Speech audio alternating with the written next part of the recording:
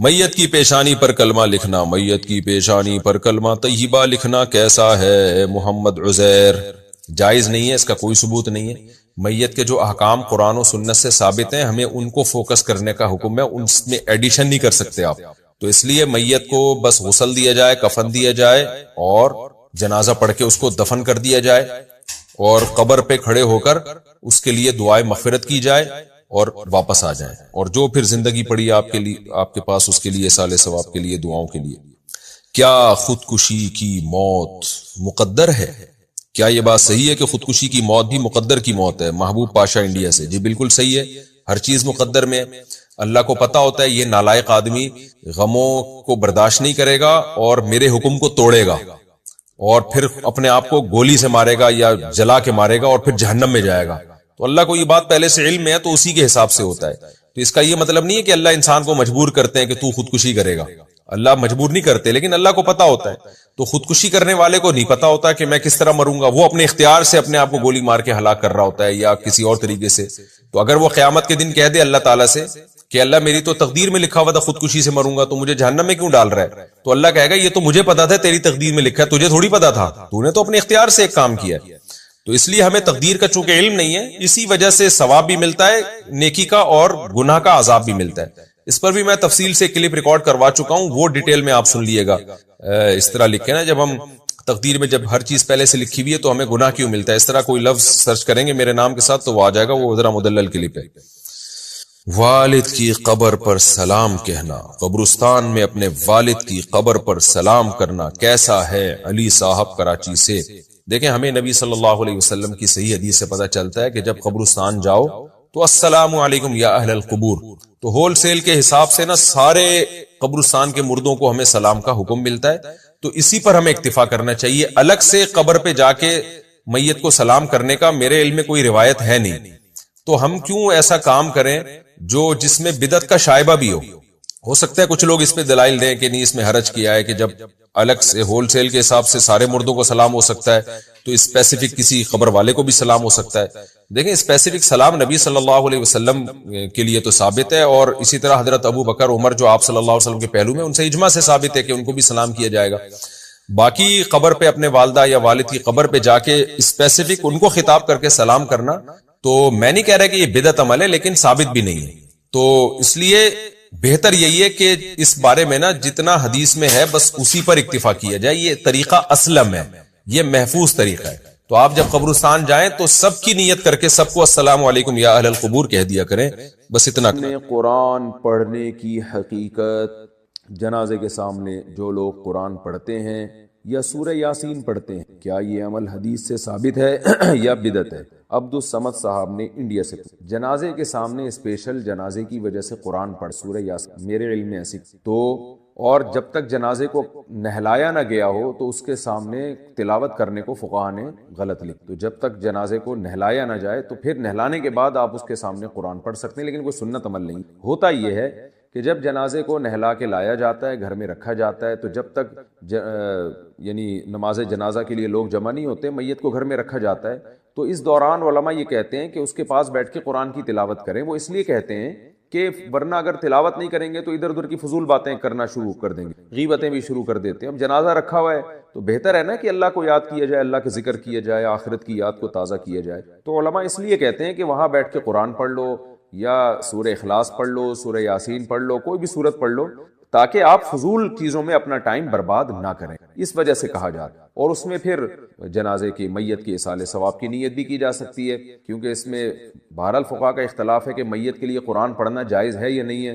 اور صدقے کے بارے میں تو ہمیں حدیث ملتی ہے کہ آپ صلی اللہ علیہ وسلم سے صحابیہ نے پوچھا فاتصدق عنہا، میری ماں کا انتقال ہو گیا، میں صدقہ کروں؟ آپ نے فرمایا ہاں۔ تو جمہور علماء نے اس سے استدلال کیا کہ جب صدقہ بھی ایک نیکی ہے تو وہ نیکی پہنچائی جا سکتی ہے میت کو، تو اس میں ایک علامت بیان کی ہے کہ کوئی بھی نیک عمل پہنچایا جا سکتا، تو قرآن کی تلاوت بھی نیک عمل ہے۔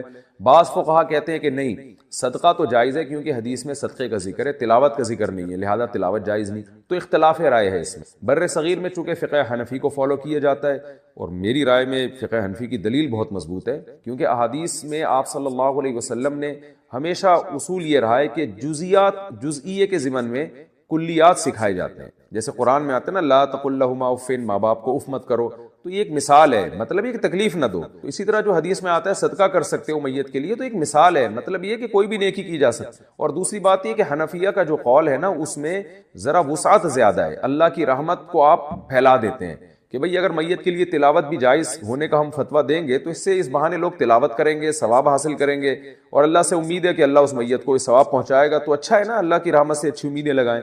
تو ویسے بھی شریعت کا مزاج ہے کہ جس چیز میں رحمت والا عنصر غالب ہو اس قول پہ آپ کو فتویٰ دینا چاہیے. یہ ہماری رائے ہے. اگر کوئی اس سے اختلاف کرتا ہے تو وہ اس کا اپنا مسئلہ ہے. تو اس لیے جنازے کے پاس قرآن پڑھنا الگ سے کوئی اس کی فضیلت ہمارے علم میں نہیں ہے حدیث میں، لیکن کہا اس لیے جاتا ہے کہ وہاں بیٹھ کے ادھر ادھر کی باتیں کرنے سے بہتر ہے کہ آپ قرآن پڑھیں. البتہ قرآن خوانی میت کے لیے یہ جائز نہیں، کیونکہ قرآن خوانی کو کہتے ہیں کہ لوگوں کو قرآن پڑھنے کے لیے جمع کرنا. تو قرآن پڑھنے کے لیے جو جمع ہے نا، تو اجتماعی عمل کے لیے ثبوت ضروری ہے. یہ خوب ذہن میں رکھیں. جیسے آپ اپنے طور پر 2 نفل کبھی بھی پڑھ لیں، جائز ہے، لیکن اگر آپ لاؤڈ سپیکر میں اعلان کرتے ہو یا کارڈ چھپواتے ہو یا منادی کراتے ہو آؤ میں اشراق کے 2 نوافل پڑھ رہا ہوں، تمام حضرات سے گزارش ہے کہ مسجد میں آ جائیں، اب یہ اجتماعی عمل بن گیا، یہ بدعت ہو جائے. تو اجتماع کے لیے آپ کو دلیل کی ضرورت ہے.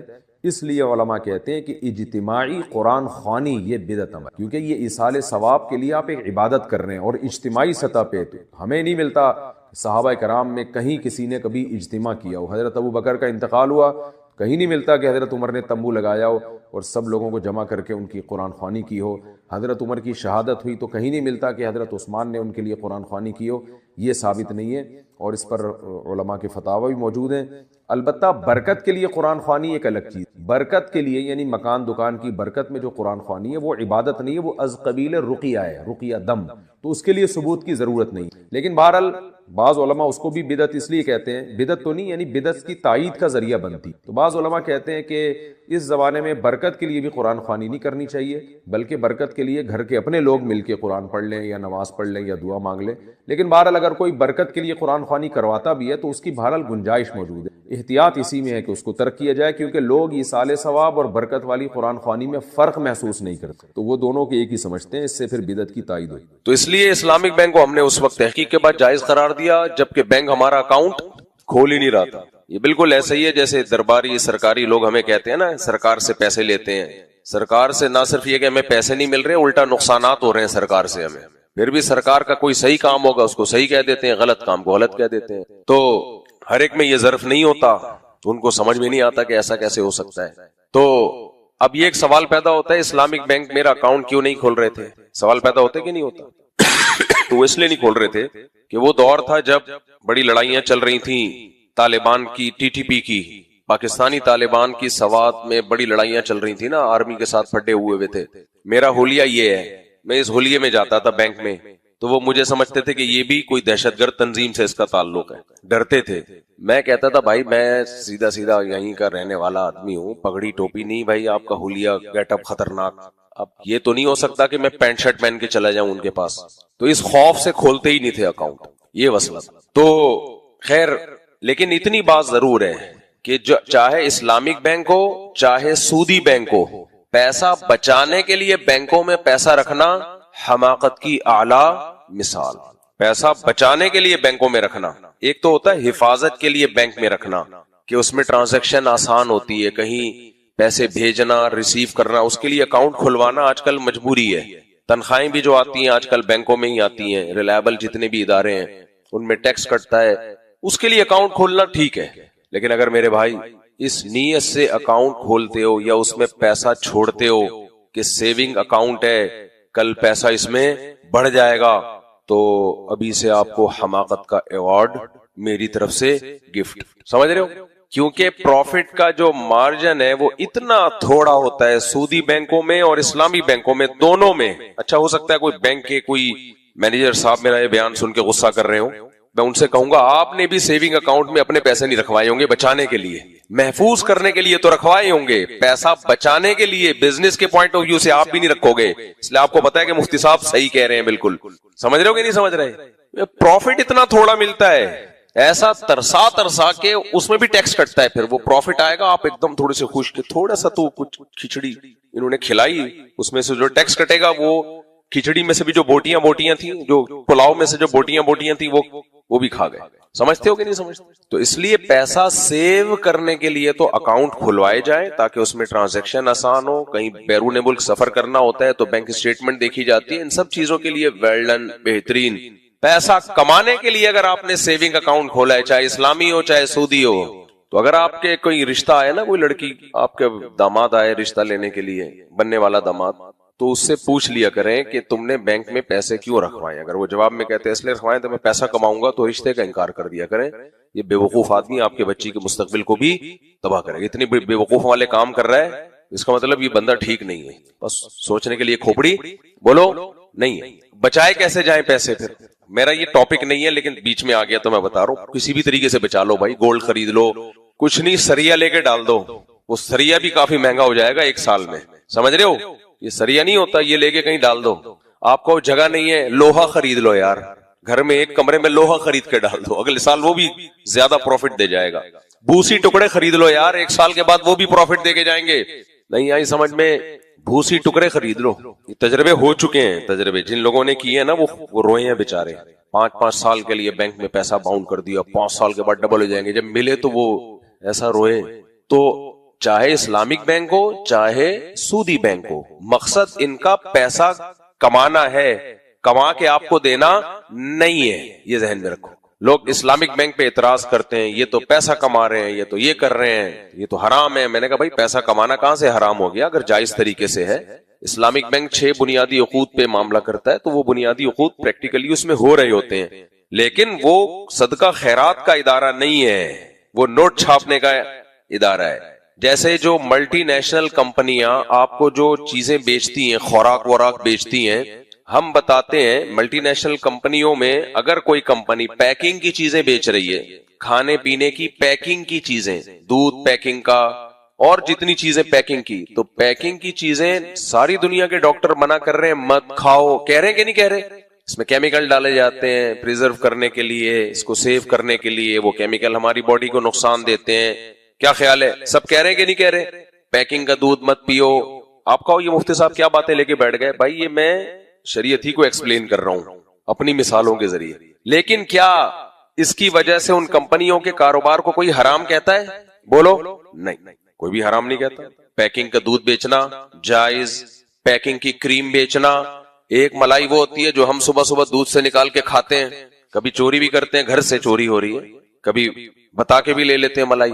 ये एक मलाई है। एक मलाई है डब्बा पैक आ रही है। सेहत के लिए कौन सी अच्छी है, डब्बा पैक या चोरी वाली?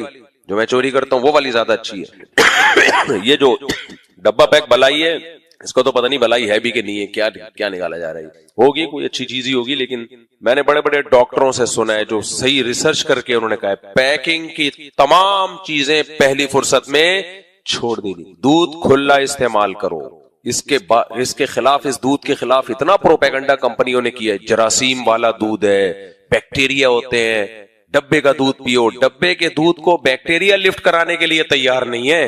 अब जरासीम भी वहीं आते हैं जहां उन्हें कुछ नजर आता है। इस डब्बे को, दूध को खोल के रख दो, खराब ही नहीं होता। तभी मैं लोगों से कहता हूं जिस दूध को जरासीम बैक्टीरिया लिफ्ट नहीं करा रहा, उस दूध को आप डबल कीमत में खरीद के पी रहे हो। नहीं आ रही समझ में? ओ भाई बैक्टीरिया भी जहां प्रोटीन होगा सही नेचुरल फॉर्म में, वहां बैक्टीरिया क्यों नहीं आएगा? बल्कि आप तजर्बा करो अपने घर में, दूध की खुले दूध हो ना, उसमें पैकिंग का दूध डाल दो, केमिकल नहीं डालो जो केमिकल पैकिंग के दूध में है, बल्कि दूध डाल दो, तो भी आपका ये दूध खराब नहीं होगा। तो दूध जो खराब नहीं हो रहा, ये केमिकल है एक, जिसकी वजह से दूध में वो केमिकल मिलाया जाता है, जिसकी वजह से दूध खराब नहीं होता। पी लो आप, मैं मना नहीं कर रहा, हराम नहीं करार दे रहा, लेकिन भाई जब तक खुला दूध मिल रहा है उसमें गवाला क्या मिला देगा? पानी मिला देगा ना ज्यादा से ज्यादा। तो क्या हो गया, पानी मिला दिया, शुक्र करो पानी मिल गया तुम्हें। इस बहाने जायज नहीं है पानी मिलाना, उसमें एक मिसाल दे रहा हूं। इसलिए ऑर्गेनिक चीजों पे रहो। मेरा टॉपिक नहीं है, थोड़ा सा खिसक रहा हूं मैं टॉपिक से। पहले जमाने में 99 साल लोग जिंदा रहा करते थे, 100 साल, 110 साल के बुजुर्ग तो हमारे महल्ले के नमाजी थे। वो भी इंतकाल बीमारी से नहीं हुआ, गिर के कूले की हड्डी टूटी उससे इंतकाल हुआ है, वरना उनका प्रोग्राम दुनिया से जाने का बोलो नहीं था। क्या वो डब्बे की चीजें इस्तेमाल करके 110 साल तक पहुंचे हैं? यही जरासीम वाला खुला दूध पिया उन्होंने। कंपनियों के अपने फायदे होते हैं, जो उन्होंने हाइप क्रिएट की होती है। کبھی کافی کے فضائل، کبھی چائے کے فضائل، ایک زمانے میں سگریٹ کے فضائل چلا کرتے تھے، پرانے اخبار اٹھا کے دیکھو، تھروٹ انفیکشن سگریٹ ختم کرتی ہے، پتہ نہیں کیا کیا. وہ تو ڈاکٹروں کو عقل آئی، انہوں نے مہم چلایا ہے، کیا لگا دیا لوگوں کو کس چیز پہ. تو اس لیے لائف اسٹائل بھی دیسی اور خوراک بھی دیسی. سمجھتے ہو کہ نہیں سمجھتے؟ کوکنگ آئل ہے آپ کے سامنے، ایک ہے دیسی گھی. وہ دیسی گھی میں اتنے ڈرامے شروع ہو گئے ہیں. ابھی کیا میں ٹاپک سے ہٹ رہا ہوں یار، اب تھوڑا سا صحت کی بات کرنے دو، آپ کے فائدے کی بات ہے. دیسی گھی بھی عجیب عجیب لوگ کہتے ہیں ڈبہ کھولا ایک دم خوشبو کے بھگو کے، دیسی گھی. او بھائی ایسنس ڈالا ہے اس میں خوشبو کے لیے، الگ سے کیمیکل ڈالا ہے. اپنے باپ دادوں سے پوچھو، اتنا تو چرنے والی گائے کے گھی میں خوشبو نہیں آتی تھی. ہر چیز میں 2 نمبر ہی یار، خدا کا خوف نہیں ہے. کھولیں گے نا دراصل لگائیں گے ایسی خوشبو ہے، کیا کر رہا ہے. اگر تم نے کچھ ڈالا ہے اس کے اندر خوشبو کے لیے تو لکھ دو نا ڈبے پہ، جھوٹ کیوں بول رہے ہو. دیسی گھی وہی ہے، بھینس سے دودھ نکالا، مکھن نکالا، گرم کر کے گھی بنایا، یہ ہے دیسی گھی. اچھا دودھ بھی بڑے ڈرامے ہیں دودھوں میں.